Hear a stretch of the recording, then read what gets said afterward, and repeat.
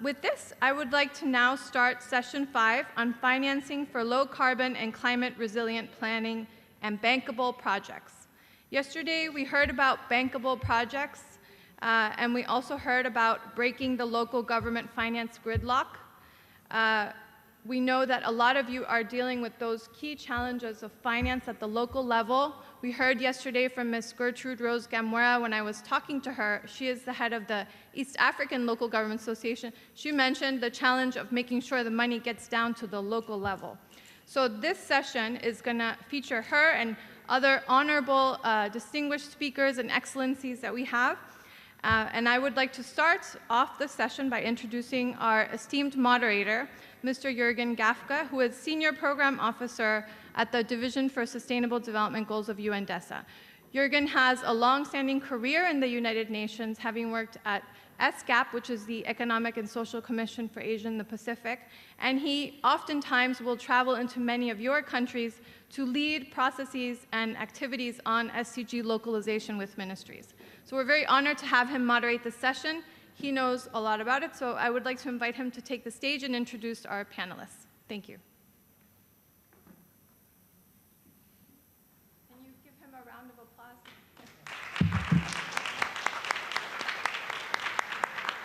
Good morning, everyone. May I invite the panelists to join me up here? Thank you.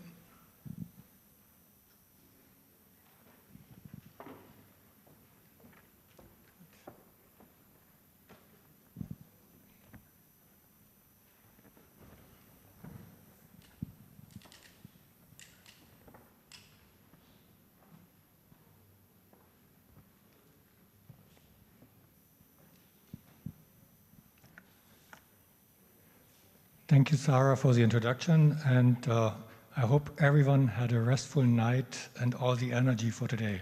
Because today in this session, you have to work, and you have to work. But before starting the work, let me introduce the panelists here. To my left, I have Ms. Gertrude Rose Gamwera. She is working, she's the secretary for the East African Country and Local Government Association, and she has extensive experience working with local governments in East Africa. And she will later on give us a presentation about innovative ways on financing. To her left, you see Mayor Pushyamitra Bhargav, the mayor of Indore in India. Welcome to the mayor. Indore actually is the city in India, the cleanest city for 7 years in a row. And this thanks to several initiatives. And we are looking forward to learn more about how Indore has achieved that and what kind of financing options they have. And then we have Ms. Jazlyn Lee. She is from the Global Covenant of Mayors and will give a presentation about what kind of funding modalities are there, how can you access funding for infrastructure green projects. And after that, we have a Q&A session, but Marvin Lagonera is going to lead the working session. So you're going to have to work together with Lagonera, and you're going to develop a project with him. But first, let me start introducing the session. Sarah had already mentioned that financing of projects, financing of infrastructure is the main challenges. Local governments don't often have access. They rely on transfers from the national government, from the national budget, but having the mechanism and the financing means to finance the infrastructure project, what you need, is a challenge.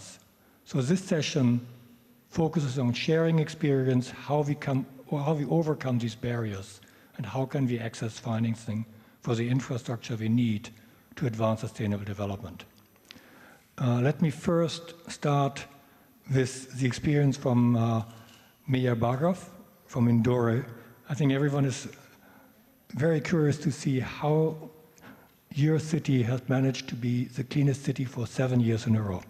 Mayor, the floor is yours.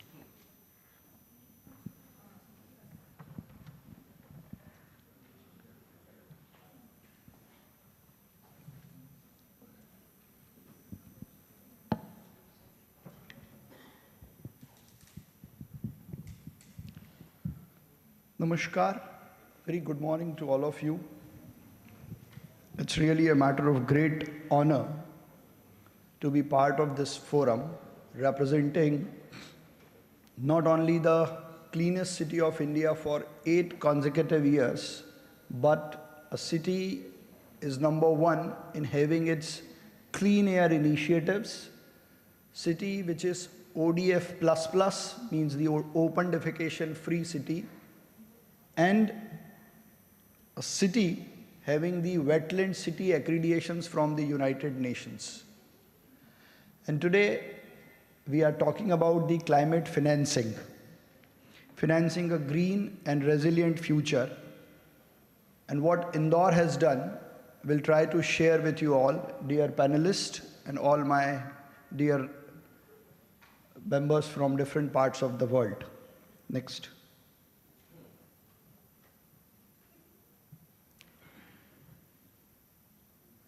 Yesterday with Mr. Mohanty, I was discussing that for n number of times we have discussed about climate financing, and during COP28, when I was representing my country, there was a discussion about the city level plans, the climate action plan for the city. Now it is high time that every city should have its own climate action plan. And Indore was one of the cities which was ready with its own climate action plan. So now it is time that the very basic agreement which was done in Paris should come into action. Now we should come above the discussion part, because as 70% of emission is come from the cities, but to meet out we lack the climate financing. Local governance is only the key to global net zero pathways. Indore is a proof of transformation through finance, innovation, and people. As climate action financing does not only means financing from the national or international platform, it also means a finance and support from local public also, what Indore has done. What barriers we face: limited technical capacity for bankable projects. Now, 2-tier cities like Indore and other cities in the Asian countries initially face challenge of clean water. So we cannot imagine financing the projects for clean air. The first priority is always water and drainage. So in such a scenario, we lack technical capacities, creditworthiness, and borrowing autonomy. The regulations in countries does not permit direct financing from international arena. Fragmented regulation and high risk perception, climate risk assessments missing. There are no technical experts or handholdings which can assess the climate risk which can be overcome from the projects. Limited access to concessional finance. There are n number of financing agencies operating throughout the world, but there is no mechanism of concession or treating it to be a concessional access. Indore's low carbon urban vision, aligning it with the Paris Agreement and mission life of our Honorable Prime Minister Shri Narendra Modi, and under his leadership, the whole country has taken a mission life project through pillars of circular economy, waste to wealth, green mobility, carbon finance. Goal: first carbon neutral city in India through community-led innovation.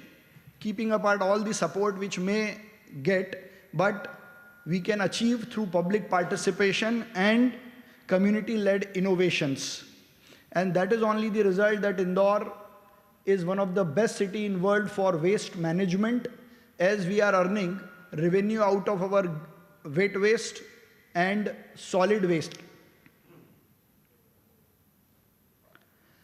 And for achieving this goal, we have already started waste to wealth, 100% segregation, making bio-CNG out of our wet waste, and which is one of the biggest plant in Asia. And we are in the process of raising its capacity from 550 metric ton per day to 850 metric ton per day. That will be biggest in world. So we are making bio-CNG out of our waste.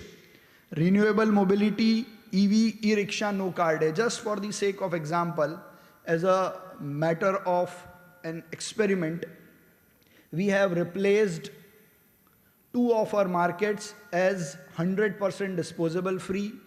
More than 500 diesel rickshaws has been converted into e-rickshaws from public financing. We have given them charging free for next 3 years.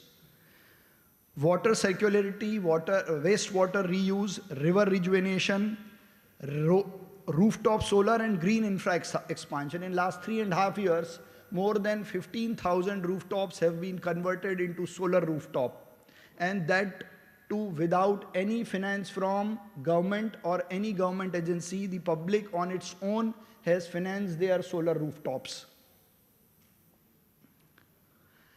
Now this is one of the best breakthrough which Indore has got by its own first ever green bond by any urban local body in India. Looking to our challenge for supply of water all the way 70 kilometers away from river Narmada to Indore, which is costing us around 350 CR per year only for electricity charges. So to overcome it, we decided to have a 60 megawatt solar park right on the bank of river. But again, to start that solar initiative, we need to have 300 CR. So we made a proposal to the government of India. So 20 CR from our carbon credits, which we earn from waste management. 40 CR the central government financed us. Rest of the 244 CR we have collected from issuing the first ever public issue for green project in India. The issue was open for 3 days. Our target was 244 CR.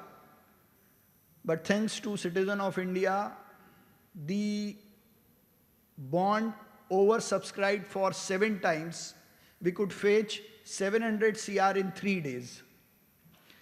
And that has given shape to the first ever solar park by any urban local body based upon green financing. Now we will be able to cut off around 5 to 6 crore per month from the electricity cost. The second initiative, without even depending upon any of the finances, that is called Indore Climate Mission. We gave a call to our citizens that let us have a reduction of 15% electricity bill from the bill of whole city. We gave a call all our citizens, let's cut off 20% of our monthly electricity bill. So 15.1 million units of electricity was saved in the period of 2 months. 12,000 metric ton CO2 emission was avoided, which resulted in financial saving of 980 million, sorry. So this all can be done through public participation, only asking our citizens to cut down their 2 days electricity out of their 7 days consumption. Air quality improvement initiatives. Indore was on the top position in Swachh Vayu Sarvekshan 2025 awards, receiving a perfect score of 200 out of 200. The award recognizes the city's efforts in improving air quality through initiatives such as planting over 16 lakh trees and operating a fleet of electric and CNG buses. So the key to success is governance and community participation. 8 times cleanest city of India, CII IGBC Green City Platinum for 2024. Ek Bagiya Maa Ke Naam, that is a Guinness Book of World Record, planting more than 12 lakh plants in a single day at one place. Strong e-governance and behavioral change missions. Indore is only the city in India which started no car day initiatives. Since 2023, continuously for 3 years we are celebrating this no car day And the first flagship program has resulted in saving 80,000 liters of fuel saved, 30% reduction in car uses, widely appreciated by civic and environmental groups. In year 2024 also, we were able to save 1.5 lakh liters of fuel.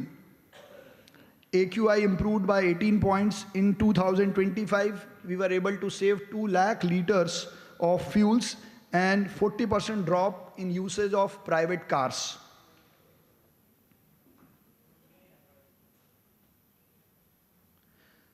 So these are the mechanisms which are available to the urban local bodies. Green municipal bonds, PPP-led renewable and waste infrastructure, as Indore leads in public-private partnership waste management projects. Blended finance like CSR plus private capital and carbon credits. Municipal climate funds. So taking the path of Indore, the other cities in India has also started for green financing and issuing public bonds for their several projects like BRTS corridors and river rejuvenation, plantation drives and other things. Carbon finance and municipal revenue. Indore on its own, without looking towards the state or to the central government or any of the international agency, on its own, based upon the escrow accounts of the property tax and other finances which are available to the city government from the citizens, has monetized and also has carbon credits. Revenue reinvested in green infrastructure, scalable model for municipal climate finance. Now, apart from this, since we are at an international mayors forum and discussing the way out for the urban local bodies, especially from the developing countries, that what we expect from national and global partners. Simplified bond norms and direct access to the climate fund. Most of the times that international supports got stuck in national and international regulations, or they are in contradiction with the local bylaws. Credit guarantees and risk-sharing platforms. Most of the times, because of the regulation, either the central government or the state governments ask for or refuse to give the guarantee. So in that cases, cities should be directly financed from these international agencies without creating any hustle for such type of guarantees. Funding for feasibility and MRV system. Monitoring, reviewing and verifying. Viability gap financing and concessional poles. Like we may have a plan for starting n number of e-buses, but public transport is always a business of loss. So especially in public transports, there is a dire need of financing, especially for viability gaps. Co-finance for resilience infra. Role of city networks, as we are discussing the networks and partnership. Pooling projects to attract green capital. Sharing frameworks like Indore Green Bond, as I have already done it. Standardized climate reporting. So standards should be made for different parameters. Every country should have different parameters as in developed, and the criteria should be different as they have already done their part. And criteria for developing and underdeveloped countries, it should be different. Capacity building across global south cities. Future roadmap and closing part of this presentation. Short term, we should at least have 3 to 5 new bankable projects for climate financing, which are in line, as we have already started cloth to cloth production out of the waste cloth. We have already under pipeline making fuel out of single-use plastic, and we have finances based upon public and private partnership. Solar plus PPP expansion. So based upon public-private partnership and direct financing for solar projects, Indore is coming up with first ever road in India to have solar rooftops. The medium term is Indore Climate Fund and second green bond. So looking to the result of Indore Climate Mission, we are now ready to have support from our own citizen for actions which we are taking for climate action. Plus, we can line up with the green bond also. I'm just finishing. Long-term plan, carbon neutral Indore, planning integration. Indore proves that empowered cities can finance and deliver the low carbon transition. With the right support, this model can transform urban India and inspire the world. Thank you. Thank you very much. Thank you, Mega Bhargav. This was very inspiring, and I note that you have explained the barriers local government face, and as first step, the vision, the urban vision, the low carbon vision set, and then the actions, the climate actions, what you have done, the financing means to address that, and last, not least, the ask the local government has to national actors, other actors, to have better access to financing. And when it comes to the ask, I think it's very important to work together with local government associations. So I'm very grateful to have now the next speaker from the East African Country and Local Government Association, who gives us a view how local governments can act together, how they can work together to support the agenda. And I would like to give a warm welcome to Ms. Gertrude Gamwera Boinga. Gertrude, you have the floor.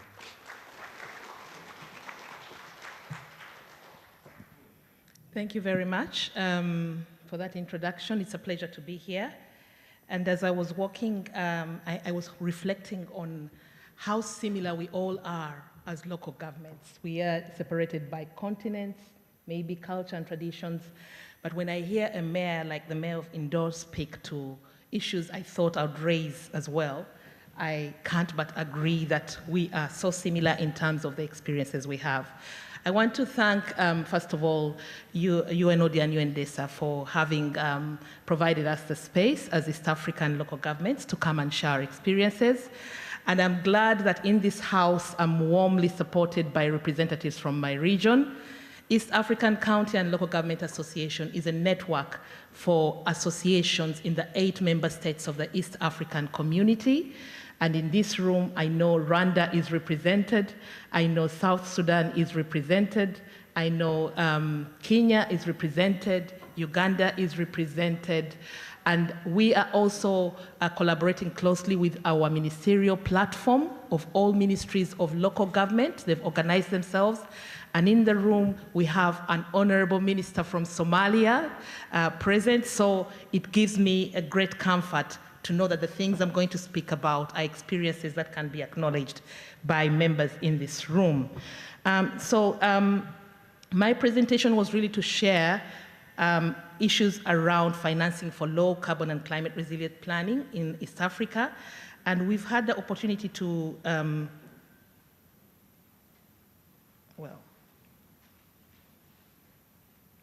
we've had the opportunity to listen to some of them. There was prompting from yesterday from Tanga, and a bit of some of the discussions have taken place on the floor. So why does sub-national finance matter to us in East Africa? We are not so different from what has come from the floor. Our local governments do face finance gridlock. We have limited fiscal space. I'll talk more a little bit about that. We equally have weak credit profiles, thin pipelines of bankable projects, and these are things I want to talk about. But all is not gloomy. In East Africa, we have made some pathways, and we have examples on performance-based grants in Uganda. We have municipal green bonds in Tanzania. And of course, in Kenya, we have pathways that touch on county green finance readiness. And so going forward to share concrete and source evidence investment pathways that we can discuss. I'll start off with the examples of initiatives. And to launch us off is the Tanga. I hope the mayor of Tanga is in the room to support what I need to talk about. This, I think, in East Africa is one of the initiatives we are very, very proud of. It is the first subnational green bond in Tanzania, listed on DSE and Luxembourg Green Exchange, and it's called Tanga Uwasa. Now, this Tanga board, a green bond, has a size of USD 20 million and has been oversubscribed. We had yesterday at least 65% are domestic investors and only 35 are international. Since it was launched, of course, it's a 10-year bond, and it comes with a coupon of 13.5% per annum. And since it was launched, some of its outcomes are that it has been able to increase the capacity of coverage from 45,000 to 60,000 cubic meters per day. This is about financing water infrastructure, providing clean water to the people of Tanzania. There's been investment with this bond of an additional expansion of up to 60 kilometers of new network. Tanga has been able to rehabilitate 110 kilometers of network, and they've installed smart meters, 12,000 smart meters. But there's also been a reduction in the non-revenue water. The losses and wastage has been reduced from 30% to 20%, and we've seen at least 26,000 people gain first-time access to water. So it is really something that has come out well for our people and communities in Tanga. In terms of how it was put together, there was a catalytic grant of US dollars, 1 million provided by UNCDF, and this provided for a ratio of 1:20 leverage in terms of the 1 million that was provided to the output of 20.8 million US dollars.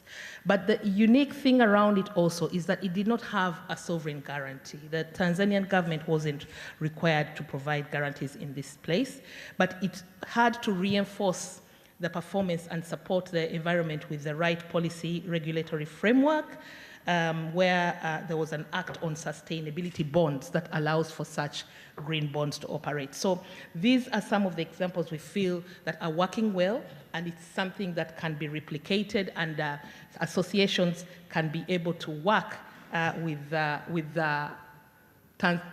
cities like Tanga to replicate across their other cities once supported. Then we have another example where it's all not gloom and doom in Kenya. I picked the case of Wajir. Wajir is up north of Kenya, bordering Ethiopia and Somalia, somewhere there. And there was a green finance assessment done, and so it qualified to be part of the county green investment facility launched by the government of Kenya in 2024. Now, this facility supports renewable energy. And Wajir is a county that is distressed, water distressed, faces drought. So following the assessment, whereby part of the findings were that largely its own source revenue is quite limited to 1%.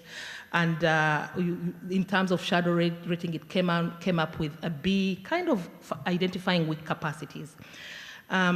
Even under the county, despite the County Climate Change Fund Act of 2016 of Kenya, providing for 2% of the development budget, reliance on central government transfers coming out big time there, they'll still need to support them. So under this climate green investment facility, support is being provided to invest in water harvesting, provision of solar and wind for farming, reducing the waste to energy profiles. Within this whole framework, counties like Wajir have been able to benefit from what we are calling the green or the Sukuk insurance. Sukuk is an Islamic financial certificate which focuses on more of avoiding profits and also facilitating the need to paying profits but avoiding interest in that regard, given the situation. So this kind of blended finance and guarantees in this facility are helping Wajir to be able to power its farms and production, agricultural production, water production with renewable energies. Then when we go down to Uganda, still we see UNCDF coming big time, and this speaks to the importance of partnerships, collaboration. You cannot do it alone. In Uganda, we see what are called performance-based climate resilience grants that are integrated into local government plans and budgets. They are leveraging the existing country systems, the financing systems, to reward good performance, to reward efforts around investments in climate management and resilience management. And those are districts where it's happening, in Kasese in northern Uganda, Nwoya, Nebi, and Zombo. These are all found in the northern part of Uganda as part of the recovery program. The kind of issues that needed support. So under this, we see these kind of performance-based grants coming in to do infrastructure setups. We have road culverts, we have schools, we have clean cooking systems with cooking stoves. Tree planting is also part of that in terms of the investments for climate resilience planning. So with all these three key examples that I've given, we find that there is still need to break the gridlock, and some of the instruments and enablers that can be used. Exactly these examples I've given. We're saying we as associations would love to work with you partners, to work with our local governments, to scale up these examples of the performance-based grants. They are producing results. And we feel there are low-hanging fruits that the local governments can take advantage for. The Greens Cook is good because we feel that it does not require local governments to scuttle around worrying to pay interest. So we feel that these are things that need to be doing. But we also would like to look at instruments or pathways that help to de-risk, that provide catalytic grants to give us a first-time push going ahead, and also avoid guarantees that our governments may struggle to come through. Capacity building is quite very much needed. I know Indore gave an example of the need for lack of capacities to do climate assessments and those. So we feel that interventions that help extend technical assistance in terms of project preparation facilities, project developments to deliver investable pipelines, are things that local governments need to have. We need to build our capacities for local governments for revenue mobilization, for financial planning, and public financial management. These are very key things because local governments need to build capacities for own source revenues to be able to supplement and complement the initiatives going on. But we also feel that we need to move beyond the multi-year, the one-off grants. We need to have blended financing that is predictable, because these climate investments, long-term, the things that we are working with, the nature-based resource investments, need long-term maintenance, tree planting and all that. So we need to support local governments come in with consistent source of revenue inflows that facilitate proper planning for these financial investments. Policies that enable local government borrowing are very important. In our region, we are really upcoming in terms of coming up with frameworks for public-private partnerships, for frameworks that allow local governments to borrow funds, to come up with green bonds. So more investment in that kind of policy enabling environments becomes very necessary going forward. So what are we saying? We're saying, pick these examples, they're working for us, scale up the PCB, the public, the performance-based climate resilience grants, replicate the Tanga model. It's really, really a hot cake, it's a seller, it's doable. If anybody visits Tanga, you will accept that this is something affordable for local governments. And we are also saying pilot the county greens to cook once again. But we also are recommending, and I saw this in the Indore presentation as well, that we need to provide for regional pooled project preparation facilities where we see shared term sheets and standards going in there, and also adapt climate-smart public finance management processes that are transparent in terms of reporting to anchor investor trust. Most of our investors come from the private sector, so we need to build a lot of trust as public institutions, as local governments, to leverage these kinds of relationships. I'd like to stop here for now, and I'll be happy to answer any questions that are coming from there.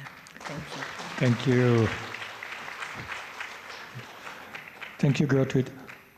That shows again, as you said, we are all similar. Local governments face similar problems, similar issues, and the importance of local government associations who share experiences, see how good examples can be replicated in the same region, in the same country, or even cross regions.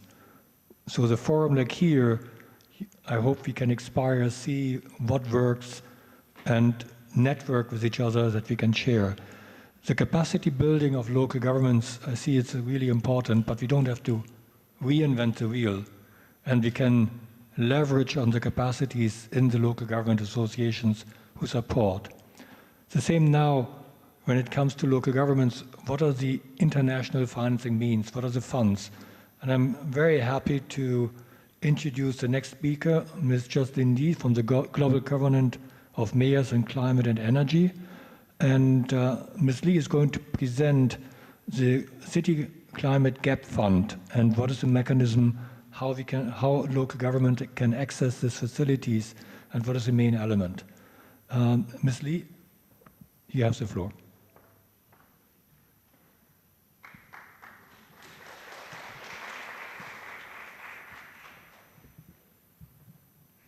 Very good morning to everyone, distinguished guests, honorable mayors, and colleagues. Very good morning to you. And it is a great pleasure for me to be here today. Thank you, UN DESA, for having me here today in Toyota City and joining this very significant forum, connecting with everyone. I'll just start with a very quick introduction on the City Climate Finance Gap Fund. And with me today is my colleague Marvin, and he'll be sharing a little bit more about the City Climate Finance Gap Fund and providing you with some examples as well. So my name is Jazlyn from the GCOM, Global Covenant of Mayors for Energy and Climate, and the City Climate Finance Gap Fund partnership. So I'm just gonna quickly provide you with a little bit of background how the City Climate Finance Gap Fund comes in.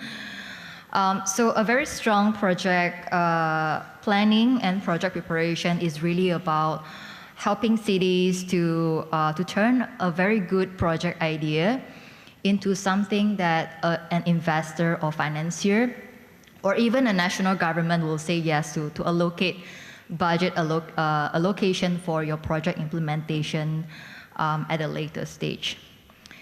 So as you can see from here, a comprehensive project preparation requires us to move along systematically through different stages.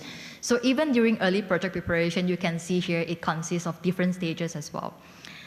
So from cities looking into developing project concept, for example, conducting scoping studies, up to the stage of conducting feasibility studies.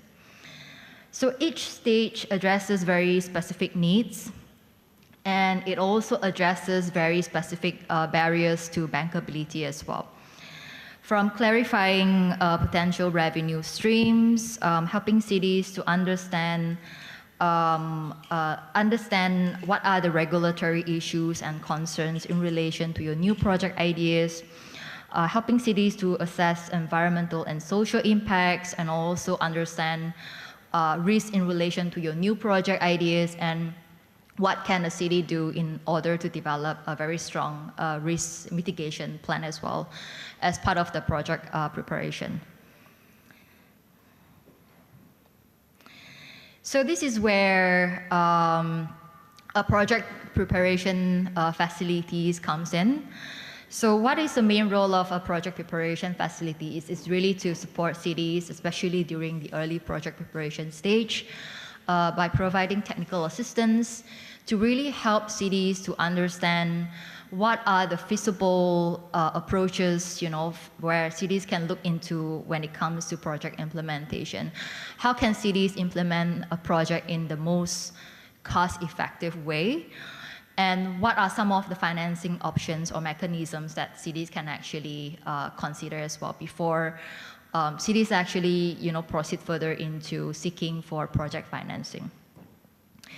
So here, I would just like to provide 2 examples of directories. which help cities to navigate the appropriate financing tools and instruments as well, even during the early project preparation stage. So what you can do is you can also check out the project preparation resource directory developed by CCFLA, where you'll be able to identify some of the potential grants, technical assistance support, as well as financing mechanism as well, based on different project cycle and based on different project needs as well.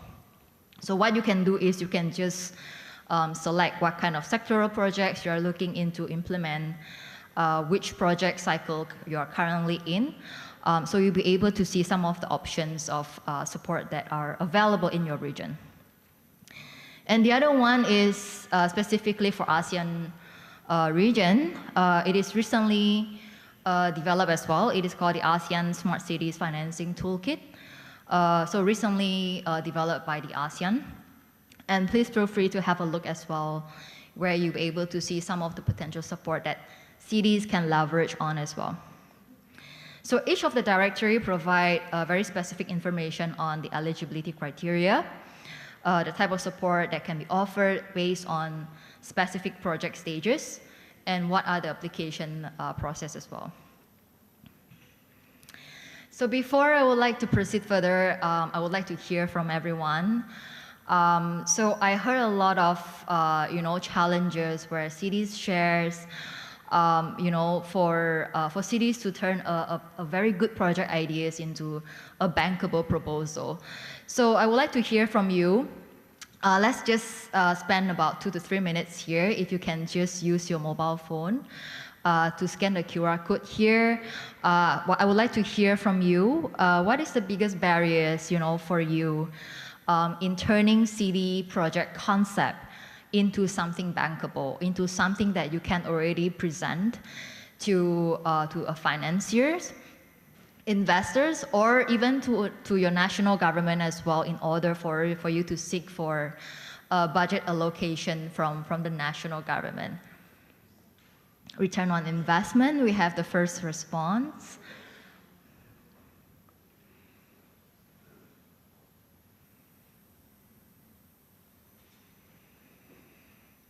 So I think this is where you're referring to what are some of the potential revenue streams in relation to your project ideas, and how these potential revenues streams will be able to sustain your project, especially when it comes to operational costs. Cost and benefit analysis. Internal competition among cities. Political interference.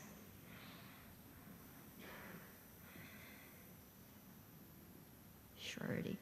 I think this is about providing improving confidence of your project idea. Before you can actually present this to seek for further financing. Running costs. I can see a lot of responses on costs, feasibility costs, limited understanding and experience, yes, to make project bankable, and to apply to the potential funding source, bureaucracy. You can continue to share your responses. I'll be able to see all the responses after the presentation as well. Motivation of citizenship. I think this is where we are talking about where the previous speakers has mentioned a lot in terms of public participation and public engagement as well.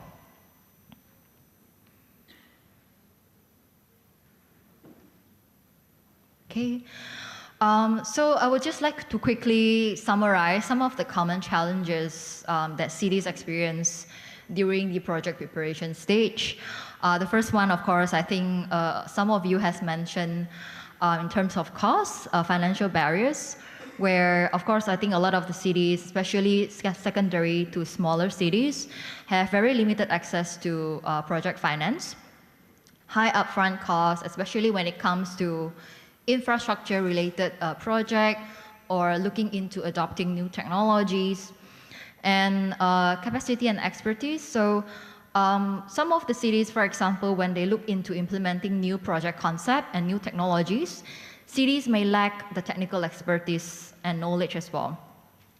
So there's a need, for cities to actually leverage on this kind of support provided by a project preparation facility. Data limitations.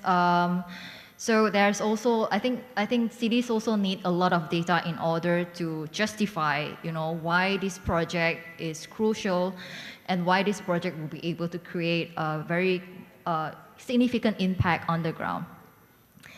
Stakeholders engagement, and of course, I think it is not easy to actually get buy-in from public participation.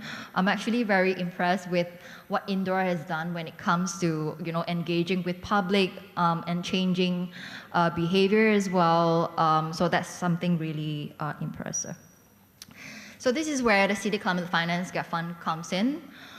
It is jointly implemented between the World Bank and the European Investment Bank. And of course, when it comes to on-the-ground engagement, the GAP Fund will have to work with different partners, including C40s, GCOM, ICLE, and other partners as well.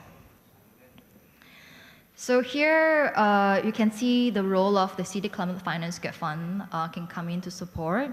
So really supporting cities during the project planning stage up to the stage of pre-feasibility study.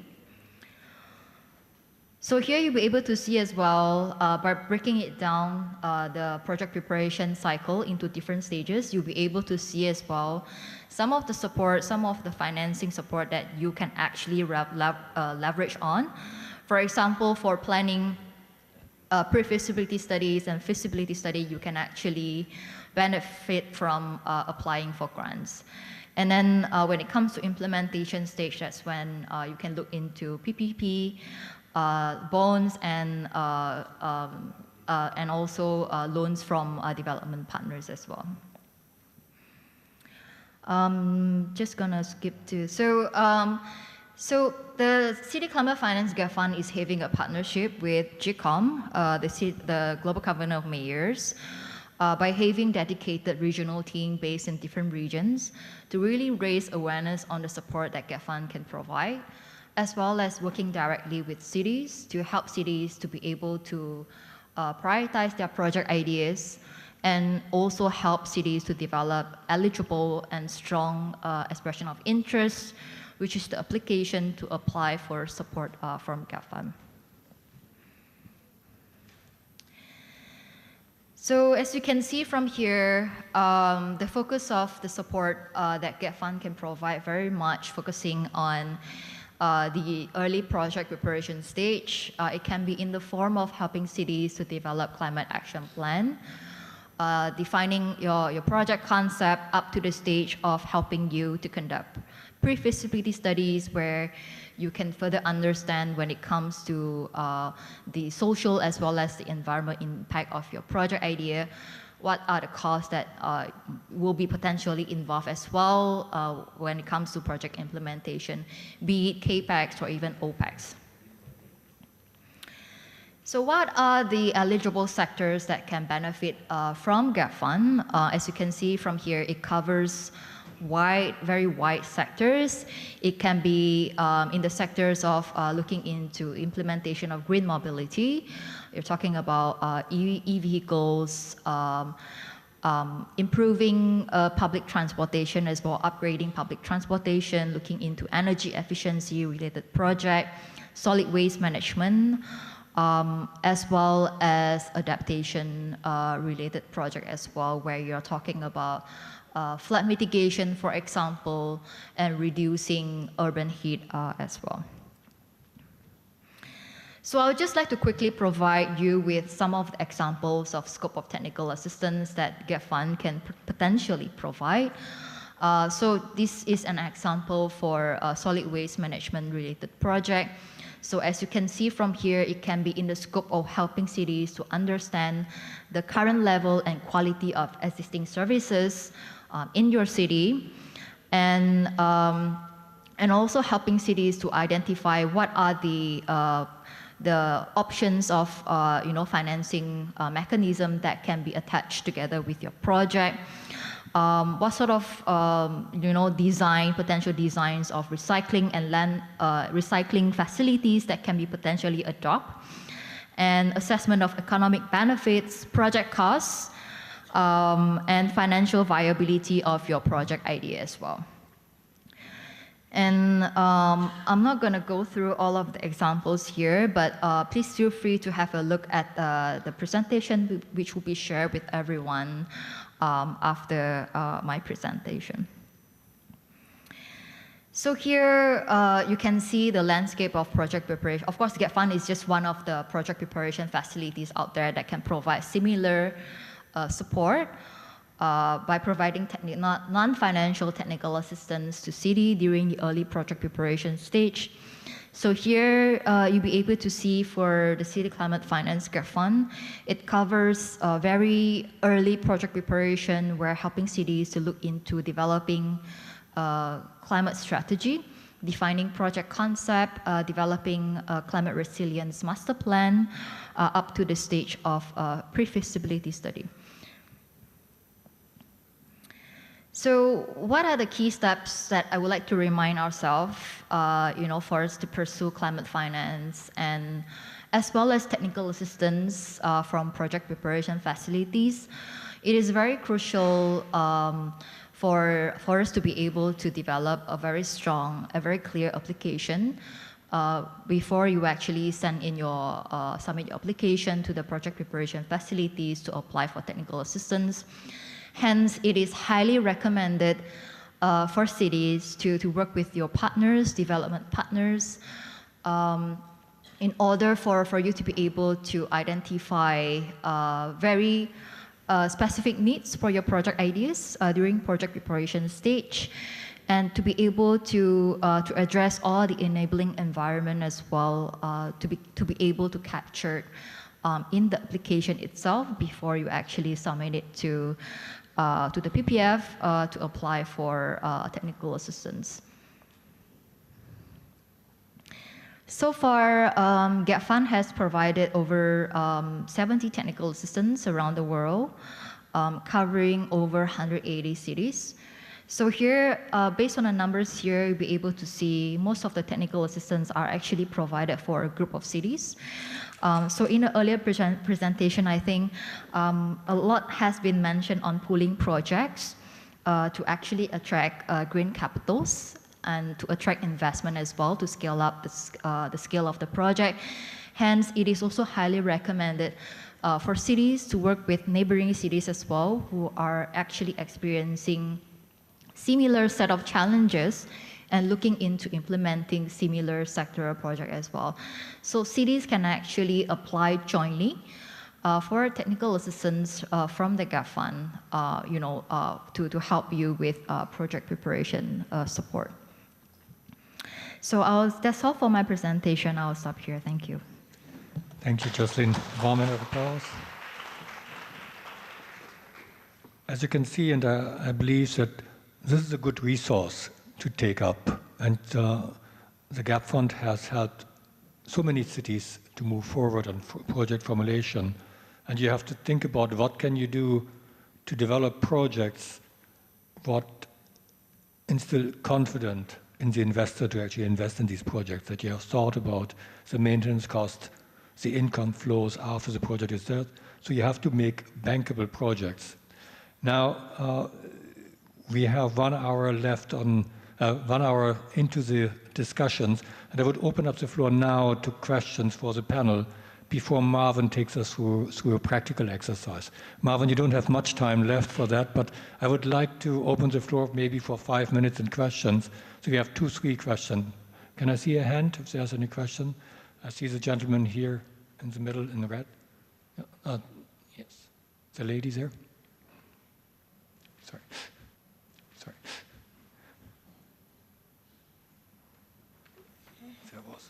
Good morning. I'm Abiodun Esiet. I'm working for the President of Nigeria. Thank you to the panelists for such an interesting section. For the mayor from India, I just wanted to ask about the institutional policies that you have set up to sustain everything you've done. Because what we found out that in most local governors, they have brilliant initiatives, but institutionalizing them so that after your tenure, your county or your municipal can sustain the success stories of what you started. And I also wanted to find out more about the Human Capital Development Plan that has really helped in maintaining the social behavioral change communication in terms of, I'm hearing that you have addressed open defecation, which is a plus to you, but how did you make the locals to understand that polluting outside is bad, it could cause this? How did you maintain that social behavioral change communication? And having benefited from the Global Mayors, Covenant of Mayors program for my municipal, I think one of the most important things for the municipals to have is also to align with the higher institutions in their vicinity so that they can help them in getting the necessary data for the proposals, or proposals or plans that they want to do in future, because that's one easy step for them to benefit from the Covenant of Mayors program. Thank you. Thank you very much. Mayor? So as far as regulation part is concerned, we have made several bylaws as it is permitted under the state laws that local bodies can make bylaws. So under that power, we have made solid waste management rules, CCTV surveillance policy, and we have also made provisions for enforcement. So this bylaws has given us power to act and execute and to have a public participation. So most of the bylaws which we have made have a component of compulsory public participation, which I have mentioned yesterday also, that participation should be made the public policy or should be a part of policy. And as far as your second question is concerned, so before acting, we need to have resources. So before asking people not to go for open defecation, we have provided n number of toilets, and then we made it compulsory. Then we made it a part of public participation program. People from good gated colonies used to go and monitor that no one should come out for ODF. So it's a program which involves all things: resources, participation, and awareness. So now the behavioral change, you may say that behavioral change is the key to success. Thank you. Can I see another hand for one more question?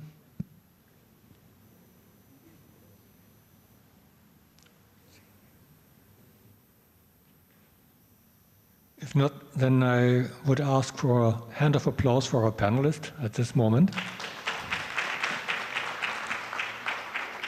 And before we release the panel, I would just like to introduce Marvin Lagonera. He's also working for the Global Government of Mayors, and he's going to lead a learning lab for the next 25 minutes you have about. And Marvin has a long experience helping or advising cities how you develop climate project proposals.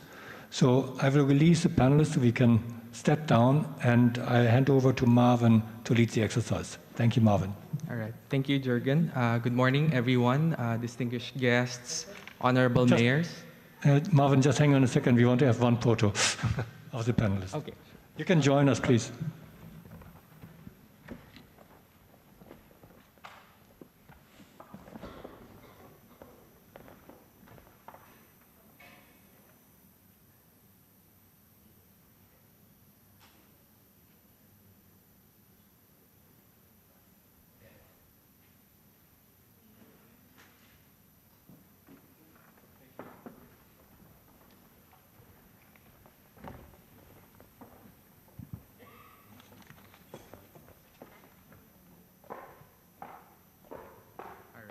Good morning, everyone.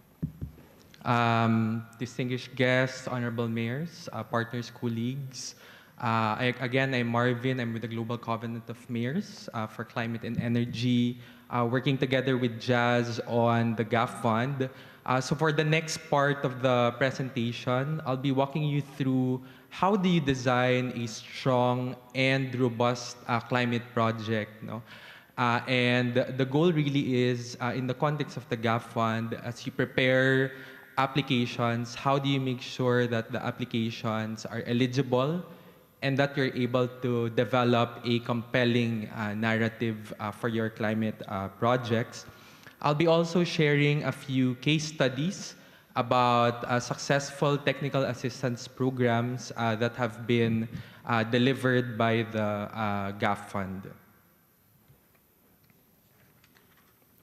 Let me just start with some do's and don'ts when you're developing your expression of interest. So the expression of interest is basically a short and simple application form that you can use when you apply for a GAF Fund technical assistance. So let's start with some do's in terms of what to keep in mind as you develop your applications. First, you have to clearly state who the applicant is. If you're submitting on behalf of a city official, include their name, position, and contact information in the proposal. That helps the reviewers see the city's ownership of your proposal.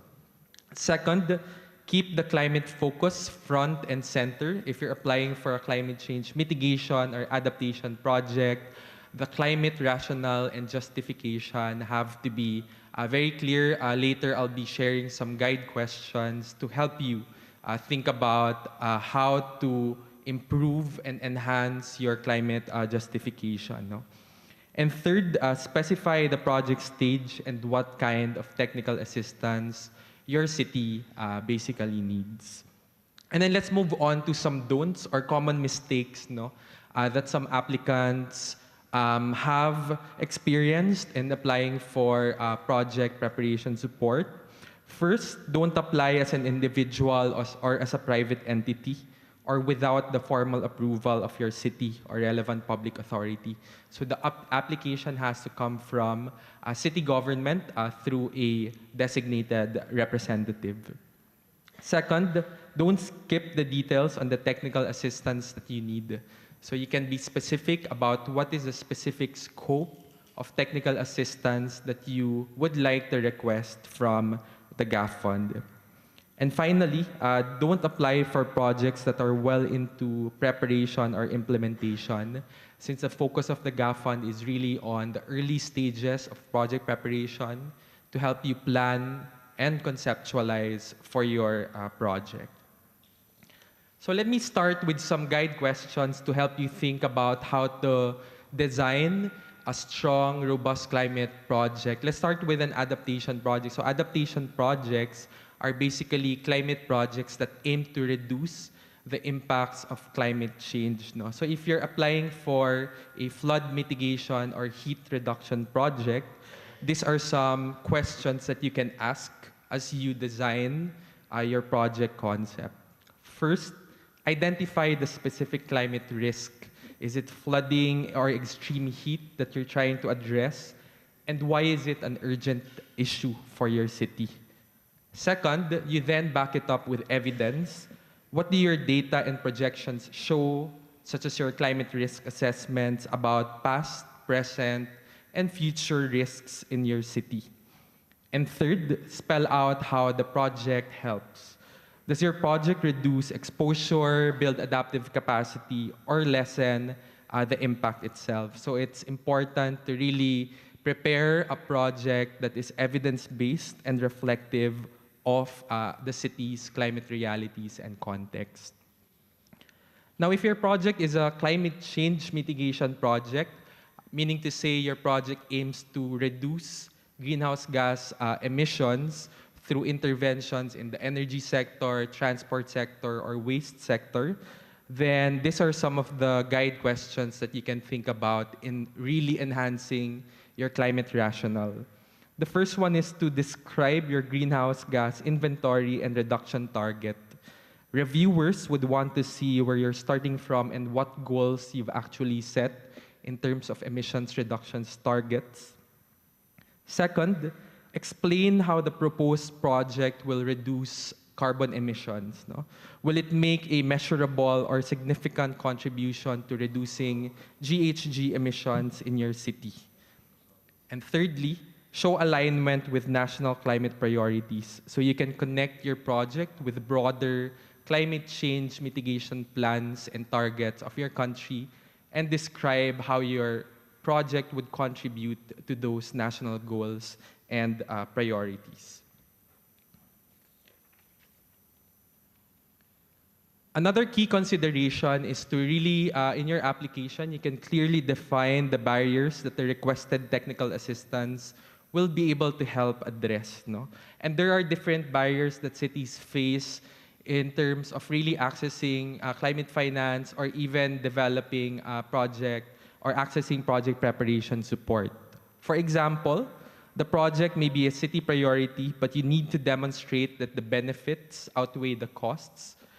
Sometimes climate projects introduce a new technology or technical skill set that the city does not necessarily have the competency on, and this is why you're reaching out to request for specialized technical assistance. Whatever the case, you can be precise about the gap that the assistance will fill, and this helps clarify the support that you need to be targeted and also strategic. No? So here is an example of a technical assistance that was delivered in San Miguelito in Panama, where the scope of the request was very specific and clear. No? Basically, San Miguelito in Panama requested for technical assistance to help make their cable car stations more climate resilient by enhancing the design of the infrastructure and also integrating nature-based solutions into the design of the stations. And as part of the technical assistance, the GAF Fund supported in identifying, designing, and costing a series of investments to promote non-motorized transport through nature-based solutions. The GAF Fund also conducted site analysis and schematic designs for the two cable car systems, as well as a series of stakeholder consultations. Here's another case study, this time from Indonesia. And this focuses on retrofitting existing homes, guiding compact growth, and integrating sustainability into neighborhood design in 3 Indonesian cities. So let me just talk about why this technical assistance was important in the context of the 3 cities, but also broader urban development and housing in Indonesia. No? So from January 2022 until August 2023, the GAF Fund provided $225,000 USD in technical assistance grant to support sustainable housing development in the 3 Indonesian cities. So what were the main impacts from this technical assistance? Basically, Palembang, Lubuk-Linggau, and Musirawas are now incorporating GAF Fund recommendations about green construction practices into their housing programs. The 3 pilot assessments, housing construction guidelines, and recommendations provide a robust blueprint and data that could be scaled up to other cities. And more importantly, the project also laid the groundwork for the Indonesia Green and Affordable Housing Program, or the IGAHP, which aims to build 1 million green homes by 2030 across Indonesia. So what was the scope of the technical assistance that was delivered in the 3 cities? Basically, these are some examples of the outputs from this assistance. First is through home design. So the GAF Fund supported the development of designs for 100 affordable green homes to really help low-income families to upgrade and densify their housing in a sustainable way. Second is through green housing guidelines. So the assistants developed tailored standards for energy-efficient, resource-conscious construction that fit local contexts. And third is through sustainable housing tools. So a digital planning tool was utilized to help cities identify suitable areas for housing, to estimate emissions from the residential sector, and to compare the performance of different urban housing options. So together, these initiatives really show how data, design, and policy intertwine to really deliver climate-smart housing solutions in Indonesian cities. I'd like to give a few more examples of GAF1 technical assistance, this time on a climate change adaptation project in Sabu-Sabu in Fiji. Basically, Sabu-Sabu is facing the dual risk of coastal erosion and sea level rise. And the city requested for support to really understand what are the strategies and options to help strengthen the resilience of coastal communities in the city. So the GAF Fund then worked with Sabu-Sabu, and together they generated potential options that could be used to mitigate erosion and sea level rise. And this includes nature-based solutions, infrastructure solutions, and the associated costs and benefits for each of those strategies and solutions. The technical assistance also provided support in terms of technical design and examining what are potential mechanisms to be able to fund these projects through PPP or to other blended finance mechanisms. Here's another example, this time in 8 Malaysian cities, which focused on an analysis of the mitigation investment potential in these 8 Malaysian cities. So the GAF Fund delivered a market size assessment for low carbon interventions, including short to medium term interventions to really understand what are potential investments in the waste, energy, and transport sector in the city, and what are some flood mitigation strategies also to help the city reduce risks associated with flooding. So I'd like to just show this diagram, which really shows some of the key principles that many project preparation facilities and climate institutions also consider when reviewing project proposals, specifically climate projects. And these are some of the criteria that the GAF Fund also looks into as reviewers assess proposals. The first one is on innovative aspects and transformative impact. So how does your project contribute to reducing social, economic inequities in your city and benefit the most vulnerable portions of the population? Number 2 is clear financial options. So how does your city government intend to really finance the project and to further scale it up beyond the support of the grant? And the third one is scalability and replicability. Basically, how can your project also inspire other cities to be able to scale up your initiative to more cities in the country and your region?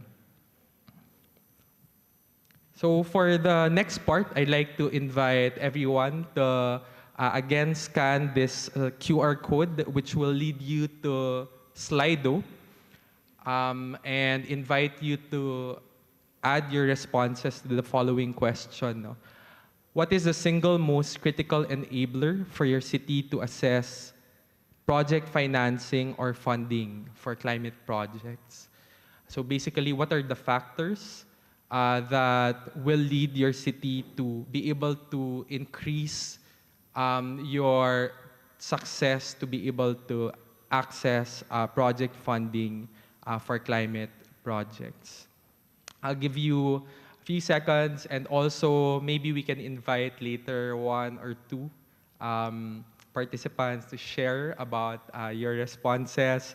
But feel free in the meantime to just add your responses through the Slido poll.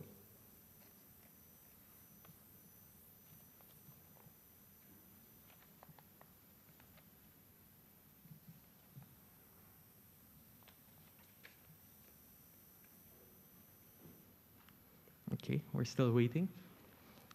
So again, what factors make financing possible for your city? In other words, what needs to happen for your city to be able to enhance financing? So there's one response here, having a good knowledge of preparing an application for funding. And this is also the goal really of the different project preparation facilities. How do you package your projects for them to be able to align also with the priorities of different financiers and investors? We have here available statistical data. It's very important. No, I was talking earlier about building a solid evidence base, whether it be an adaptation or mitigation project, and that's really important to have those data to back up your proposals. So one here, aligning it with government policy and strategy, and really thinking about climate funding and your strategies, not just short term but also medium term and long term is really important. We have here a response, strong institutional and financial capacity with clear bankable project documentation, city priorities, human competencies limit, and statistical data again. Does anyone want to share their perspectives? One or two? None?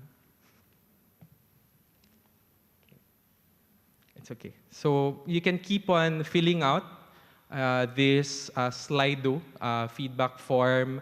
We'll continue to review to really understand what are some of the challenges that cities are facing in accessing finance for their climate projects. This is probably one of my last slides. So if you're curious, how does the application process work for the GAF fund? It's a simple application process. You can access the website through the following link, citygafund.org/apply-for-support. And that's where you'll be able to find the application form, which you can then upload. Of course, the Global Covenant of Mayors team, including Jazlyn and myself, are available to help you review some of your proposals before you actually upload them to really make sure that you enhance the eligibility of your application. And just to be reminded that some of the criteria being considered in evaluating proposals include climate benefits, replicability, alignment with national goals, aggregation potential, handover potential, and alignment with national policies. I'll end here, and maybe we still have time for some questions from the floor. Happy to respond to them. Thank you. Thank you, Marvin. A warm hand of applause. Are there any questions to Marvin? I would recommend that everyone here who has ideas for projects reach out to Marvin and Jazlyn and see what kind of support the fund can provide. If there's no question, maybe just give a summary, and I would like to take also the example from Indore. I think the starting up, you need to have a vision, and I really liked how the mayor Bhargav have put that forward, that you know where you want to be. Then you come up the way towards that goal and find your bankable projects. Another part, when it comes to bankable projects and when it comes to financing challenges, we in DESA had done an analysis, and in the latest brief, what we have developed, the latest analysis is that about 80% of the cost for an infrastructure project is at the time of maintenance, not when you build the infrastructure, but when you have to maintain it.